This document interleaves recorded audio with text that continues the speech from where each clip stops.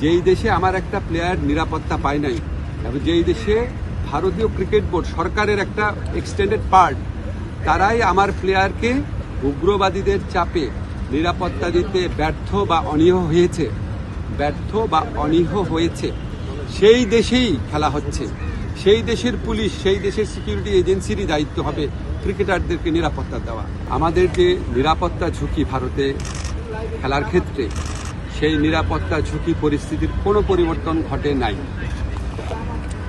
আমাদের যে নিরাপত্তা ঝুঁকির যে আশঙ্কা তৈরি হয়েছে, এটা কোনো বায়বীয় বিশ্লেষণ বা ধারণা থেকে হয় নাই, এটা একটা সত্যিকারের ঘটনার থেকে হয়েছে, যেখানে আমাদের দেশের একজন সেরা প্লেয়ারকে উগ্রবাদীদের কাছে মাথা নত করে ভারতীয় ক্রিকেট বোর্ড তাকে ভারত থেকে বের করে দিয়েছে, সোজা কথা বের করে দিতে বলেছে। তো এখন আইসিসি যে টুর্নামেন্টটা তো ভারতেই হবে। আইসিসি আমাদেরকে যতই বলুক নিরাপত্তা আশঙ্কা নেই, আইসিসি নামে তো আলাদা কোনো দেশ নাই।